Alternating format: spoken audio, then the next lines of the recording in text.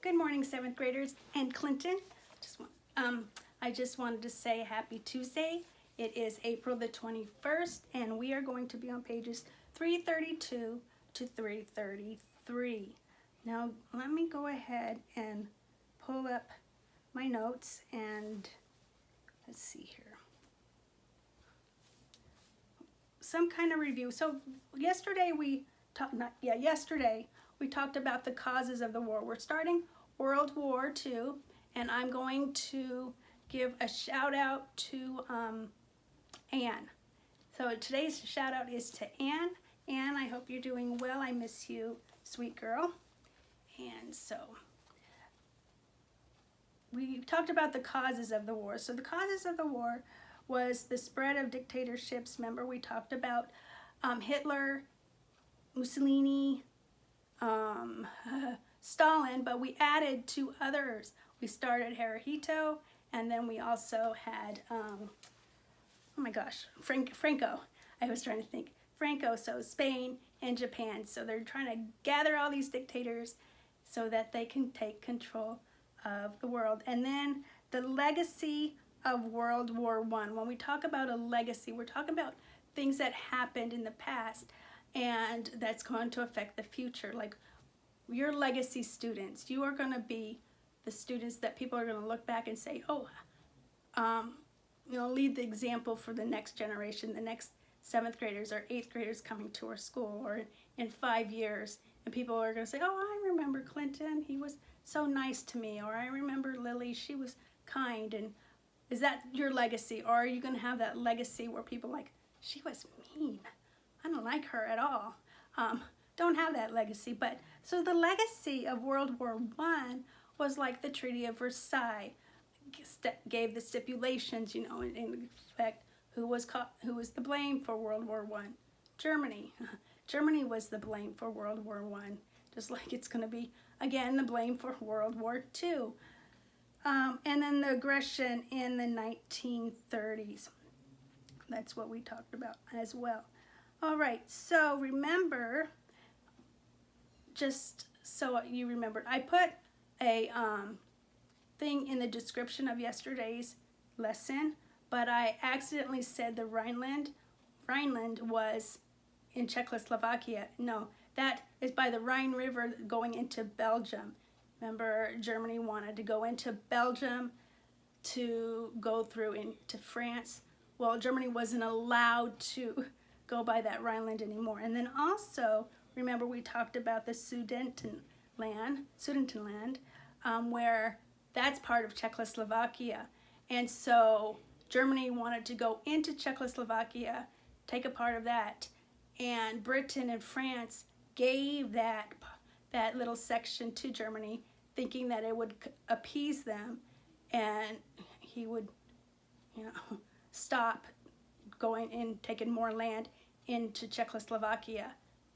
Did he stop? No. Because he wasn't satisfied with what he had.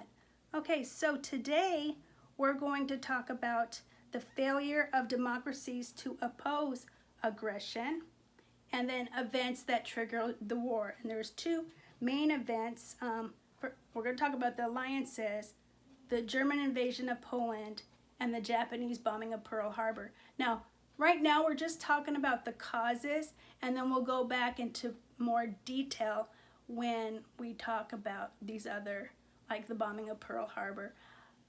I did put some links in the 7th grade section where you can hear Roosevelt's speech. It's a live speech, the actual speech, and a little history on the bombing of Pearl Harbor, and some other things in there that you could look at if you'd like. Some guiding questions for today. What were the underlying causes of World War II, and why did the Axis powers enjoy early victories? And some of the people we're talking about are Neville Chamberlain, appeasement, the Rome-Berlin Axis Anti-Comintern Pact, Axis powers, Pact of Steel, September 1st, 1939, which is an important date. The Allies, December 7th, 1941, which was another important date, and Pearl Harbor. So those are some of the things I'm going to discuss, and it's causes of the war. So Neville Chamberlain, he was the Prime Minister of England. Let's see if you can see a picture of him. Okay, he was the Prime Minister of England who led the European nations into a policy to avoid war by appeasement. Okay, so appeasement is like trying to calm someone down and give them, like with Germany, give them a little portion of the land so he will be satisfied, and not try to take more land, okay? Try to appease people. I know that sometimes as a parent that you try to do that. So appeasement, the definition of appeasement is avoiding conflict by making concessions, right? Sometimes as a parent, you do that to your child when he's throwing a fit and he wants to play his video games, and you're like, no, you're played enough, stop. And he throws a fit and you're just tired, so you say, okay, you have to clean your room or you have to take out the trash, then you can play. It's kind of like giving so you're not just avoiding conflict. I don't like confrontation, all right?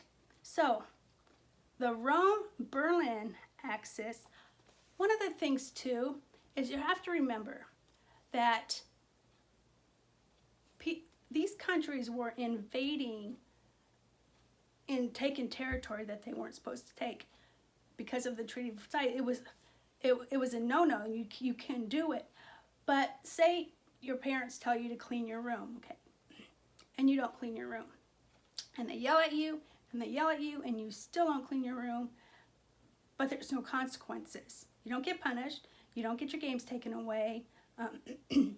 You don't get TV taken away or electronics, whatever. If you don't get punished, or if there's no consequences for you doing wrong, are you going to listen? Are you going to do? No, you're going to be like, I got away with it, so I'm just going to keep on doing what I'm doing. Well, that's how it was with Germany and all these other countries. The Treaty of Versailles states that they couldn't do that, couldn't take or seize land from somebody else. But no one was doing anything to stop it. In the League of Nations, they weren't allowed to do it. But the countries in the League of Nations said, no, that's not wrong. Remember, Japan pulled out of the League of Nations because it went into China. Didn't care. I don't care. You can't tell me what to do. So this is going to cause the problem. Well, the Rome-Berlin axis is an alliance formed by Mussolini and Hitler.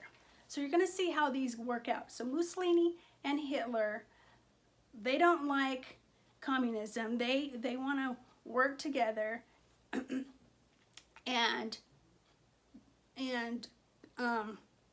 seize or wreak havoc on the world. Well, then Germany also goes along, and Hitler. They make an agreement between Japan and Germany, and this is the Anti-Comintern Act. Okay, Comintern is Communist International, and so Hitler and Mussolini, who was a dictator for fascism, hated communism. Well, communism, or Russia's thing with communism, is to take it and spread it across the world, and so they wanted to stop communism. Now, communism is bad, yes, but their government wasn't any better, okay? So you have Japan saying, I will join with you. So now you have Germany having a pact over here with Mussolini, and now Germany is going to have a pact with Japan, and then they're all three going to work together. So they signed the Anti-Comintern Pact to stop communism. And then another pact was with Mussolini and Hitler, and this was called the Pact of Steel.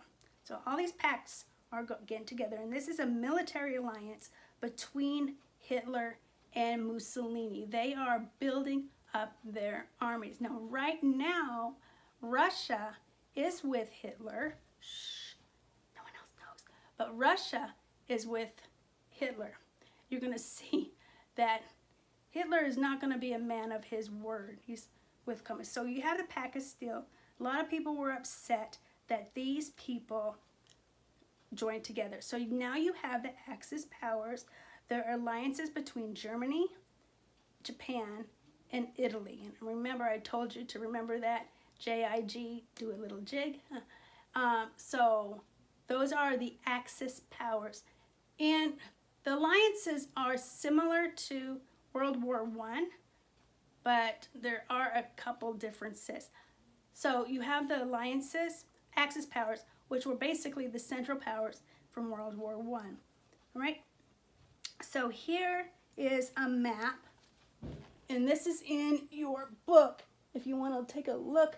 Okay, it's probably blurry, but you have the Axis powers are Italy, Germany, and Japan, and then so naturally you have East Prussia, you have Sardinia, Sicily, and then the Sudetenlands is in the purple. Czechoslovakia is Axis controlled. Austria is Axis controlled. Albania is Axis controlled because you remember Mussolini went in, not Mussolini, yeah, Mussolini, and Albania, and then Sardinia, and not Sardinia and Sicily, and so Germany made an alliance with Austria back then, but so they are controlled by the Axis powers, all those countries.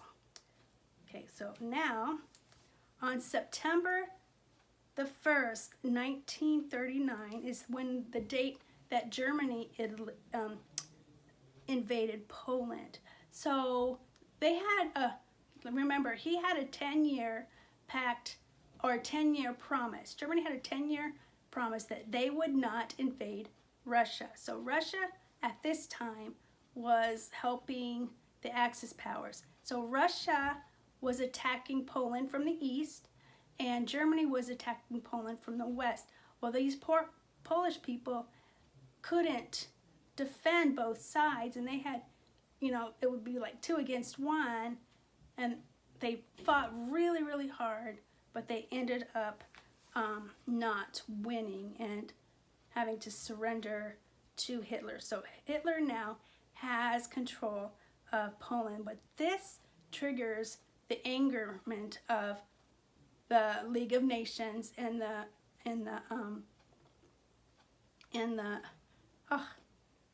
Allies. Okay, sorry, Britain and France.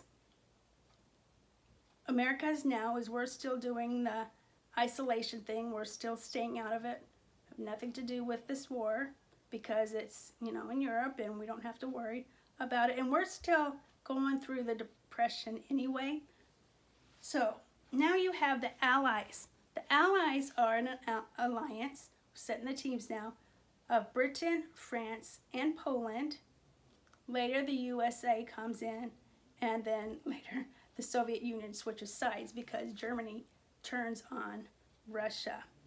All right, and then Tojo, remember Tojo?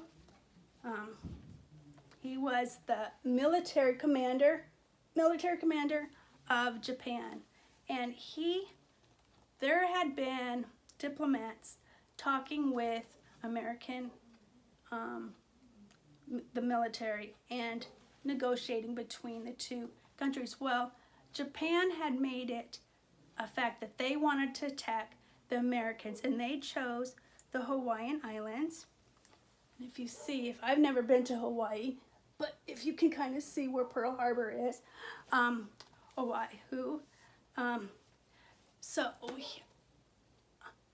they go to attack Pearl Harbor, and if you see, I'm going to come up and show you some pictures of it. It was on a Sunday morning, and it was quiet. No one had any idea that so there were two sets of, not like 2 planes, but 2 sets of planes that were going to come. And there are stories where it says that some of the people could see the eyes of the Japanese pilots, and they were called kamikaze planes because they were willing to, and then they knew, most of these Japanese planes knew that they were going to give their lives for their country. So if they had a chance to take down a fleet, then they're going to crash their plane into it. So that happened on December 7th, 1941. It's the date the Japanese launched a surprise attack on the American naval base. So they chose Pearl Harbor because it was a huge naval base in America.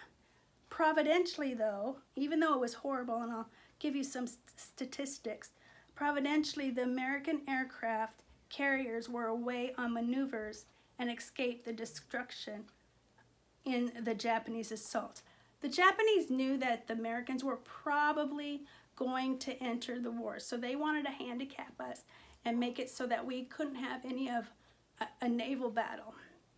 But fortunately, a lot of our carriers with other planes were away from Pearl Harbor, so they were safe.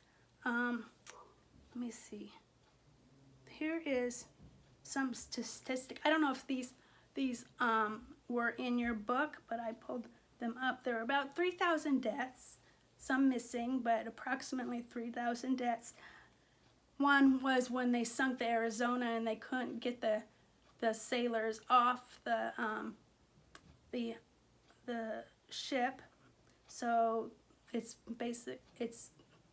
just their grave now. They sank 3 cruisers and 3 destroyers, 1 anti-craft training ship, and 1 mine layer. This is like a warship that from where explosive mines are laid. And 188 U.S. aircrafts were destroyed. I don't know if I said that already. It was a sad day. You'll see when they call it the date that will live in infamy.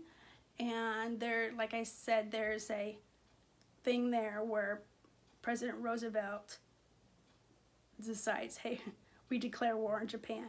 And so it brings America in the war. So causes, I already said that.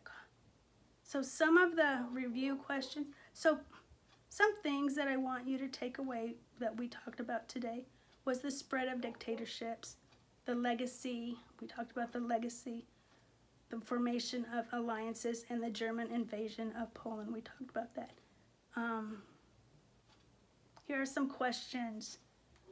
And I didn't go into detail with Pearl Harbor or Poland. I just wanted to just give you a brief setup, because we'll discuss more in a few chapters from now. So the question, who rose to power in Japan as the military replacement of the weak civilian government? Emperor Hirohito. What country did Italy invade to avenge a previous defeat?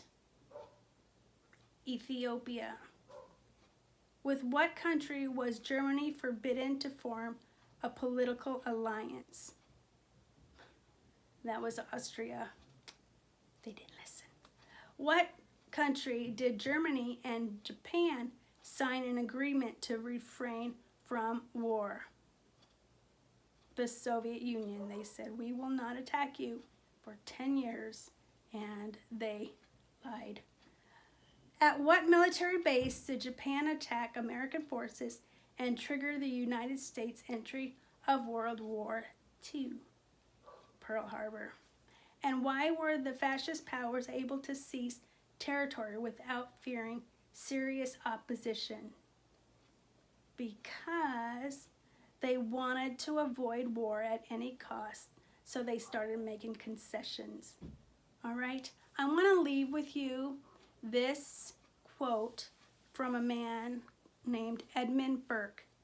The only thing necessary for the triumph of evil is for good men to do nothing. This is what happened with Hitler and Mussolini. I know that people could lose their lives by standing up for what's right. But when you see someone being bullied, truly Hitler and Mussolini and Stalin were evil, evil men. And it didn't have, if the United, or if Britain and if France would have dealt with Germany when Germany was alone before getting all these alliances, then maybe all of this war could have been stopped. For good men to sit back and say, that doesn't affect us with Americans, you know, that doesn't affect us, we're here. But being able to stop the bully, I'm not saying that Hitler could have been stopped, World War II could have been stopped, but think about that. The only thing necessary for the triumph of evil is for good men, women, to do nothing. All right, I'm going to leave that with you. I love you guys, and I hope you have a great day, and I hope you're making great choices.